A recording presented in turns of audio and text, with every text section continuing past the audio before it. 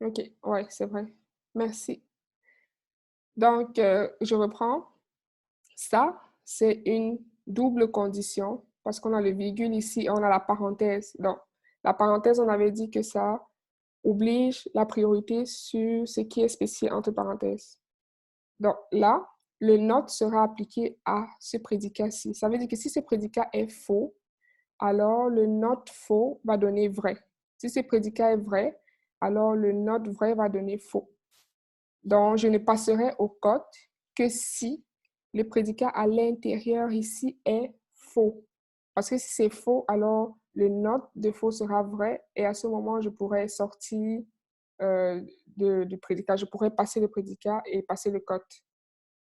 Donc, or, ça veut dire quoi? Ça veut dire que je dois trouver, si je trouve un y tel que le y est supérieur à x, alors ça veut dire que je ne passe pas la condition. Donc, je dois passer cette condition, je dois me retrouver ici si et seulement si j'ai trouvé un x dont il n'y a aucun y qui puisse être supérieur à lui. En tout cas, on reviendra dessus. Et une fois que c'est fait, on fait le retract de a de x. Ça veut dire que j'ai trouvé un x tel qu'il n'y a aucun y qui soit supérieur à lui. Et dès que je le fais, je retire le x, le a de x, puis je l'ajoute dans ma liste ici. Parce que faire construit une liste, défaire déconstruit une liste. Et après, par récursion, lorsque je termine, puis je retourne le faire de xs, qui est le reste de ma liste. Puis, on donne la fonction f de xs, ys, qui consiste simplement à défaire une liste, puis à en faire une autre. Donc, le premier paramètre sera la liste qu'on va défaire, puis le deuxième paramètre sera la liste qu'on va faire. Maintenant, on nous demande que va retourner ce but-là. Donc, l'idée ici, c'est de voir que la fonction qui est appelée dans le but, c'est la fonction f, d'identifier le xs, puis d'identifier le ys. Dans le xs, c'est la liste 3, 4, 7, 5 et 1, alors que le ys, c'est le x qu'on cherche. Donc, ce qu'on cherche, c'est le résultat de la fonction faire. J'accepte là. OK, c'est beau. Donc, comme je disais, le résultat qu'on cherche, c'est le x, et le x n'est autre que le résultat de la fonction faire. Donc, quand je fais f de cette liste-là, alors c'est équivaut à faire défaire de cette liste-là. Donc, défaire de 3, 4, 7, 5, 1, on a dit que ça insérait des prédicats de la forme a de x dans la base de connaissances. Ça veut dire que lorsque je vais rouler défaire, dans ma base de connaissances, ce que j'aurai, ce serait... Non. En fait, ce que j'aurais, ce serait, lorsque je vais envoyer entre parenthèses défaire, c'est la liste 3, 4, 7, 5, 1. Donc, défaire, ça va impliquer l'insertion des prédicats de la forme A de x. Or, mon x, c'est les différentes valeurs de ma liste qui est passée en paramètre. Ça veut dire que là, je vais insérer A de 3. Ensuite, vu que la section se fait en début, donc accède A, ça veut dire que là, je vais faire A de 3, ensuite A de 4 au-dessus, puis A de 5, A de 7 au-dessus, puis A de 5 au-dessus, puis finalement A de 1. Donc, c'est comme ça que l'insertion va se faire. Du coup, dans la base de connaissances, on va enregistrer, on va avoir ceci. A de 1, A de 5, A de 7, A de 4, A de 3. Donc, l'assertion s'est fait du premier au dernier. Donc, on a d'abord inséré celui-ci, après celui-ci, après celui-ci, etc. Puis, pour la fonction faire, donc la fonction faire ne prend rien parce que ys, c'est le x que je cherche à trouver. Donc, cette fonction doit retourner une liste. Et comment est-ce qu'elle retourne une liste? on a dit que ce qu'il va faire, c'est itérer sur chacun des A de X qui se trouve dans ma base de connaissances, qui est ici. Donc, pour chacun, il va s'assurer qu'il n'y ait aucun A de Y qui soit supérieur à X. Donc, pour chacun des variables, je vais m'assurer qu'il n'existe pas un autre A de Y qui est supérieur au X que j'ai trouvé ici. Donc, si je prends ma base de connaissances, si je commence par A de 1, puisque c'est la première valeur qui est dans ma base de connaissances, et c'est la première branche de l'arbre que Prolog va se créer lorsqu'il va appeler A de X. Donc, A de X sera un arbre qui aura 1, 2, 3, 4, 5 branches. Il va commencer par le premier A de X qui est 1. Ensuite, il va passer à cet appel-là. Il va chercher le prochain A de Y. Et l'appel de A de quelque chose va créer à son tour 5 branches. Donc, au départ, j'ai A de 1, puis ensuite, je dois tester. C'est un peu comme si j'avais cet arbre-là. J'ai un arbre qui a 5 branches comme ceci.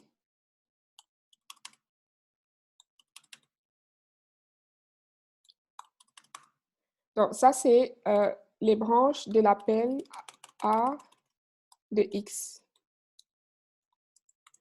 Donc, A de X va produire ces 5 branches-là. Et lorsque je vais appeler encore A de Y ici, sachant que j'ai fixé A de X, donc à son tour, lui, il va générer 5 autres branches. Donc, uniquement pour le A1, j'aurai 5 branches. Pour le A5, j'aurai également 5 autres branches. Donc, c'est comme une combinaison linéaire de toutes les possibilités. Pour le A7, j'aurai 5 autres branches qui seront testées, etc., qui seront testées et ainsi de suite. Donc, pour A de 1, qui est là, je vais tester chacune des valeurs possibles de Y. Donc, au départ, A de Y sera égal à 1. Est-ce que au départ, Y sera égal à 1. Est-ce que Y est strictement supérieur à X, sachant que X est égal à 1 et Y est égal à 1. Donc, est-ce que Y est strictement supérieur à 1? Non. Donc, je peux supprimer cette branche-là parce que ça va échouer. Et vu que celui-ci échoue, vu que Y n'est pas strictement supérieur à X, donc ce prédicat-là échoue, il ne réussit pas. Ensuite, est-ce que Y, est-ce que 5, pardon, Y, est-ce que A de Y est supérieur à 5? Oui. Donc, ça c'est vrai. Or, le note de vrai, c'est faux. Donc, ça échoue, ça ne passe pas au prochain. Ça veut dire que ça c'est faux. Puis, je prends Y égale à 7. Est-ce que Y est supérieur à X? Oui, c'est le cas, parce que 7 est supérieur à 1. Mais note de vrai, c'est faux. Donc, j'échoue. Parce que, souvenez-vous, je ne peux pas passer ici si ce prédicat n'a pas réussi. C'est lorsque ce prédicat réussit que je peux continuer mon exécution, ma résolution. Mais vu que ce prédicat échoue, je dois réessayer. Donc, je réessaye avec la prochaine valeur de Y qui est 4. Est-ce que Y est strictement supérieur à X? Oui. Donc, ce prédicat réussit, mais le not échoue. Donc, ça ne marche pas. Puis, je fais la même chose pour 3. Ça ne va pas marcher. Donc, du coup, il n'y a aucune valeur dans ma base de connaissances qui est... Il n'y a aucune valeur dans ma base de connaissances qui est plus petite que 1. Ou en gros, il n'y a aucune X égale à 1. En fait, si je vais traduire ça en français, ça veut dire qu'il n'y a aucune valeur dans la base de connaissances telle que mon X est strictement supérieur à toutes ces valeurs. En gros, si X était par exemple 10 ou 100, alors ce test allait réussir parce qu'il n'y aurait aucune valeur qui serait plus grande que X. Pour 1 supérieur à 5, faux. Avec le not faux. Vrai, pourquoi il ne passe pas? Non, x c'est 1. C'est y qui est 5. Encore une fois, x c'est 1. C'est y qui est 5. Et non le contraire. OK. OK, c'est bon? OK. Donc, en fait, pour traduire ça, c'est simplement vous dire que ce qu'il faut faire, c'est il faudrait s'assurer que dans la base de connaissances, il existe, pour la première valeur 1. Non, en fait, c'est l'ensemble des possibilités parce que tant que tant qu'il existe au moins un y qui est supérieur à x, alors ça ne réussit pas. Quelle ligne fait de sorte que les valeurs prennent 5 branches encore? C'est cette ligne-là, a de x, ou encore a de y. À chaque fois qu'on fait a de quelque chose, il génère 5 branches. À chaque fois qu'on fait, OK, à chaque fois qu'on fait A de quelque chose, il génère 5 branches. À chaque fois qu'on fait un appel de A de Y, ici, ça va générer 5 branches et il va les tester tous pour vérifier ça parce que c'est un et, n'oubliez pas, il faudrait que les deux conditions soient vérifiées. Donc, il faudrait que dans la base de connaissances, en gros, c'est le contraire de celui-ci. Ça veut dire qu'il faudrait que pour que votre AX passe, il faudrait qu'il n'y ait aucun Y qui soit plus petit que lui. C'est ce que ça veut dire. Pour que vous puissiez continuer, il faudrait qu'il n'y ait aucun Y qui soit plus petit que, plus grand que X, pardon. Plus grand, parce que c'est le contraire ici. Donc, c'est un peu comme si on enlevait le not, puis on mettait inférieur à la place de supérieur. Donc, il faudrait trouver tous les X tels qu'il n'y ait aucun Y qui soit plus grand que lui dans la base de connaissances. Une fois qu'on l'a trouvé, on va le retirer, puis on va continuer. Mais si on ne l'a pas trouvé, on ignore la valeur, puis on continue pareil. Donc, en gros, l'idée, c'est simplement de dire que ce que vous allez faire, le résultat, c'est simplement, dans la liste, on va revenir plutôt ici. Donc, dans la base de connaissances qui contenait ça, l'idée, c'est de... En fait, le résultat va être une liste triée. Donc, on va tomber, la première valeur résultat sera 7 parce que 7, il n'y a aucune valeur qui est plus petite que 7 dans la base de connaissances. Donc, aucune valeur n'est plus petite que 7. Donc, à ce moment, 7 devient le premier élément que je vais retourner dans ma liste. Puis, je vais l'enlever de la base de connaissances. Et lorsque j'enlève 7, ben 5 devient le plus grand. Puis, c'est lui le prochain dans la liste. Lorsque je l'enlève, 4 devient le plus grand. Donc, c'est lui le prochain dans la liste. Lorsque je l'enlève, 3 devient plus grand. Donc, c'est le prochain dans la liste, etc. Donc, en gros, tout ça, c'est juste pour faire un tri de la liste. Donc, c'est une façon de trier une liste du plus grand au plus petit.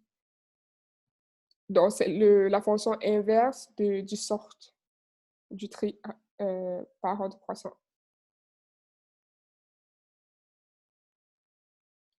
Faire XS ne fait rien. Non, si, c'est la version récursive. C'est pas qu'il ne fait rien. Parce que n'oubliez pas, lorsque j'échoue ici, ben, je suis obligée de faire ça. Le code ici me permet juste de m'arrêter lorsque j'ai réussi ici. Non, YS dans la fonction F. YS, ah ok, désolé. Non, ça fait rien, c'est le résultat parce que faire ne prend rien comme argument, mais retourne quelque chose. Faire retourne quelque chose. En fait, c'est lui qui construit cette liste et construit à partir des A de ici un étudiant qui attend de joindre. Oui, j'ai accepté je suis en train d'accepter les invitations, les demandes d'ajout. Je pense qu'elle doit être déjà là. Je ne sais pas c'est qui, mais elle doit être déjà là. Donc, en gros, le plus dur se trouvait simplement sur ce prédicat-là. Mais YS égale à XD. selon l'appel. Je comprends pas le point. Donc, YS égale à X. Oui, oui. YS correspond en fait au X ici. Donc, c'est le résultat qui sera retourné. Oui.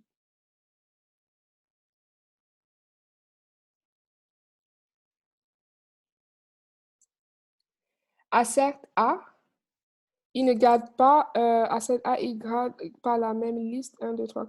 Non, Assert A, ce qu'il fait, c'est que pour chacun des éléments de la liste qui vont être passés dans défaire, c'est-à-dire cette liste-là, 3, 4, 7, blablabla, il va prendre chacun des éléments et les insérer dans la base de connaissances sous cette forme-là.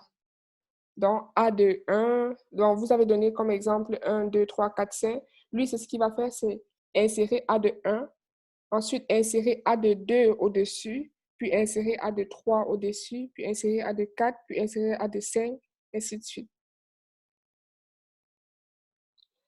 Donc, à chaque fois, le dernier argument d'une fonction, c'est là où le...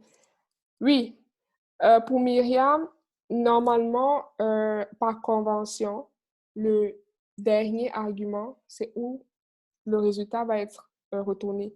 Mais ça n'interdit pas que le résultat puisse être plutôt le premier argument. Mais généralement, vous allez voir que le résultat, c'est le dernier argument, mais c'est pas faux de faire le contraire. Si j'avais fait faire de YS, XS, ça ne devait pas être faux du tout. Ça devait marcher.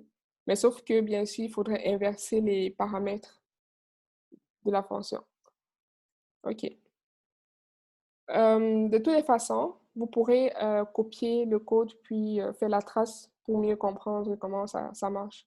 Juste pour que je ne perde pas trop de temps. Je vois que le temps passe très vite pour avancer. Et aussi vous dire que pendant l'examen, vous aurez probablement des choses comme ça à faire. Mais bien sûr, vous ne pourrez pas copier puis coller directement dans l'invite de comment pour tester. Donc, il y aura probablement des questions comme ceci. OK. Il n'y a plus d'autres questions. On va passer au prochain exercice. Ici, ça, c'est pas compliqué. Cette question n'est pas compliquée. Donc, on va le faire. Écrire une procédure. Je vais juste mettre mute. OK. Écrire une procédure qui calcule l'intersection de deux listes. L'intersection de deux listes est une liste contenant des éléments présents simultanément dans les deux listes. Il n'y a pas d'éléments qui se répètent. Il n'y a pas d'éléments dans l'intersection, alors la procédure retourne la liste vide. L'ordre des éléments dans la liste résultante n'a pas d'importance. Donc, par exemple, l'intersection de A, B, C, D, E et B, D, F, c'est B parce que B se trouve à la fois dans la première liste puis la deuxième liste, puis D se retrouve à la fois dans la première liste puis la deuxième liste, ce qui n'est pas le cas pour les autres variables. Donc, là, on va écrire une fonction qui permet de faire un prédicat qui permet de faire l'intersection entre deux listes.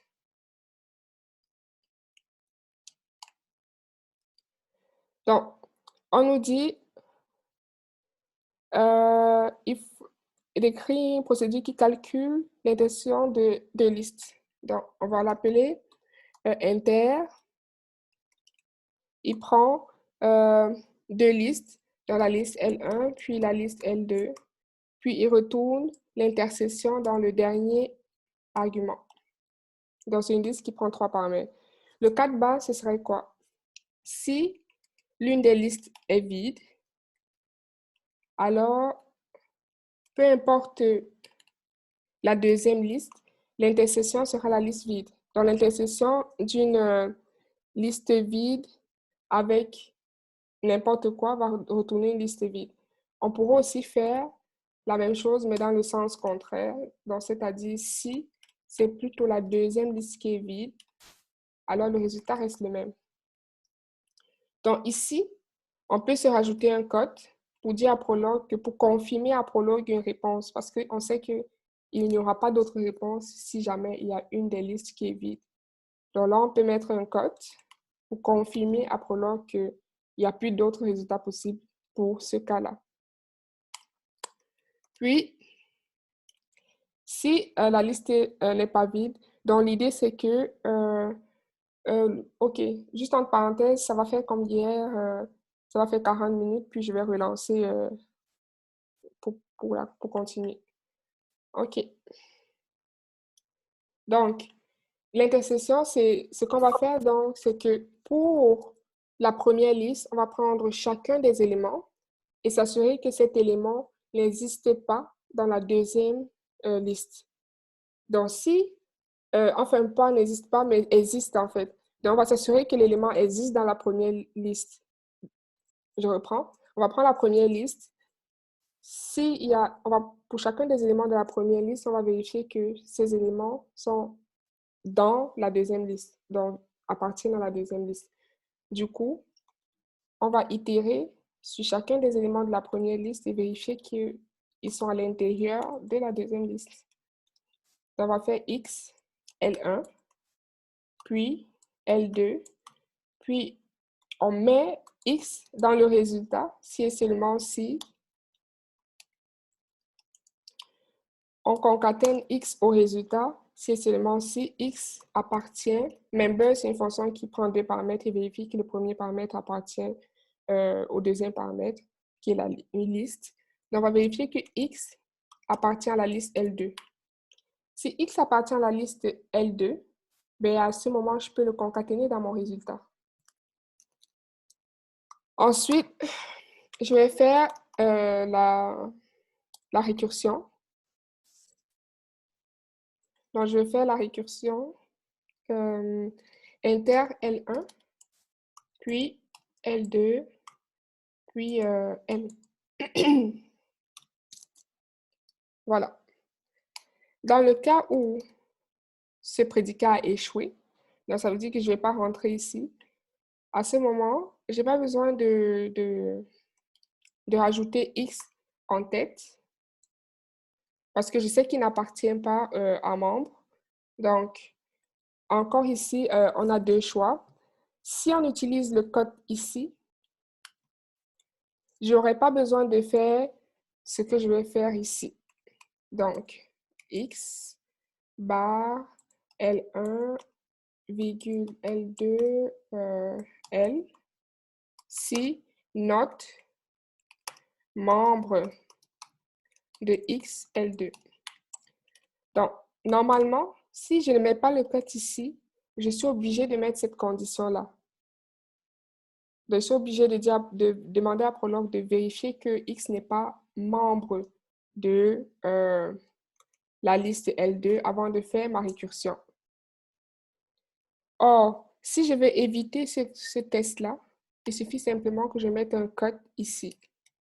Ça veut dire que lorsque cette condition est vérifiée, on n'a plus besoin d'entrer ici. Je supprime cette branche-là.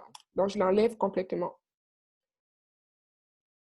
C'est à ça que c'est le code. Alors que si je ne mets pas le code, ben, l'utilisateur, il n'y a rien qui empêche Prolog de rentrer ici si jamais ce prédicat réussit. Donc, je l'oblige à élaguer tout le reste du programme puisque je sais qu'il n'a pas besoin d'entrer ici parce que X appartient à L2. Et normalement, ça, c'est correct. Et à ce moment, ce qu'on peut remarquer, c'est qu'on peut se passer de cette condition-là. Donc, je peux enlever cette condition simplement parce que on voit que c'est la première liste qui est décrémentée. C'est la liste dans laquelle j'enlève les éléments. Donc, c'est cette liste qui deviendra vide lorsque je vais itérer. Donc, je n'ai plus besoin de ça. Et ici, je peux mettre un underscore. On va tester.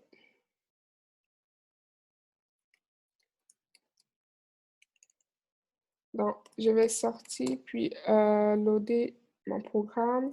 Suis PL, labo 12.pl. OK. Donc, je vais prendre l'exemple qui est donné. Inter.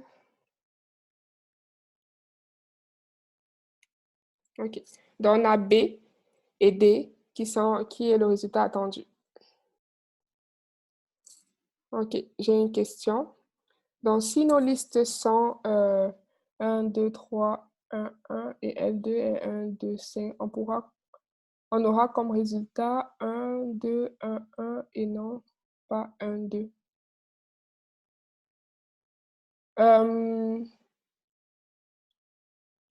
OK, on peut faire, oui, je fais le test. Dans ce que vous dites, c'est que si j'ai 1, 2, 3, 1, 1, puis 1, 2, 5, X. OK. Et ce qu'il dit, est-ce que s'il y a des doublons, il gère ça, je vais relire l'énoncé. Écrit une procédure qui calcule l'intersection de deux listes. L'intersection de deux listes est une liste contenant les éléments présents simultanément dans les deux listes.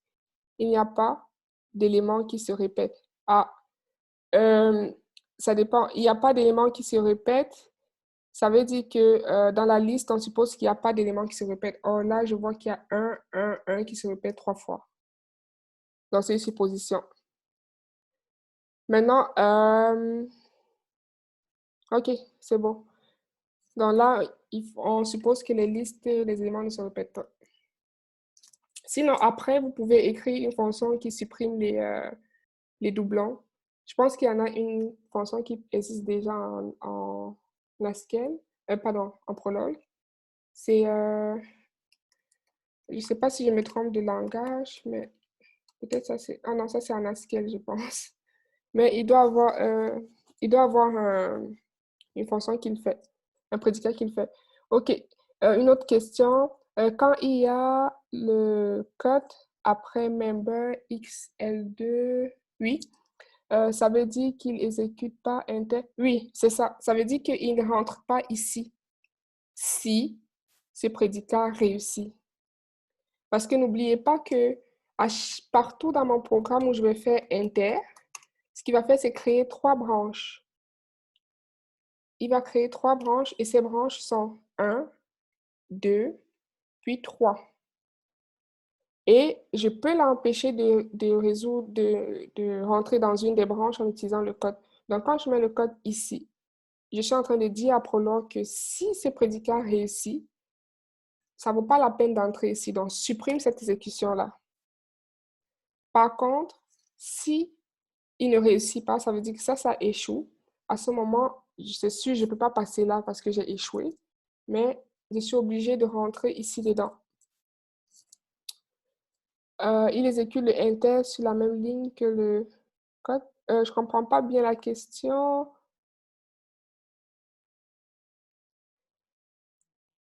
Je ne sais pas si je comprends bien la question, mais le inter juste après le code. Oui, si ce prédicat réussit, ça veut dire que ça retourne un trou. À ce moment, j'exécute le code.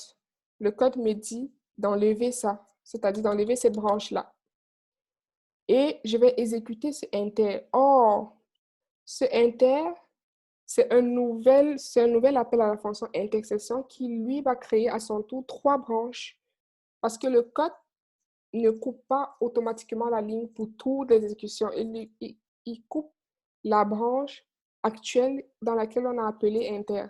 Donc, lorsque je vais appeler inter une seconde fois, ce qu'il va faire, c'est rajouter à nouveau 3 branches.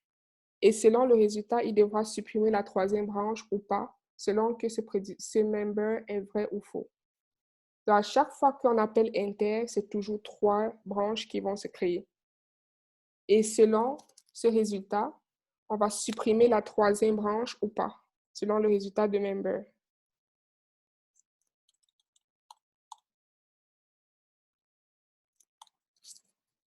OK. Donc, ça répond à la question. On peut continuer.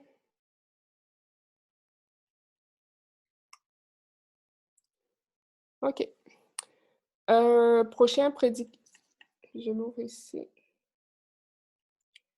Prochain prédicat, c'est... Ah, ça, c'est cool. Donc, on demande d'écrire le code d'une fonction, pardon, zip8. Zip8 comme en Haskell, où juste un rappel, on prenait 2 listes et une fonction. L'idée, c'est de prendre la fonction et de l'appliquer à chacun des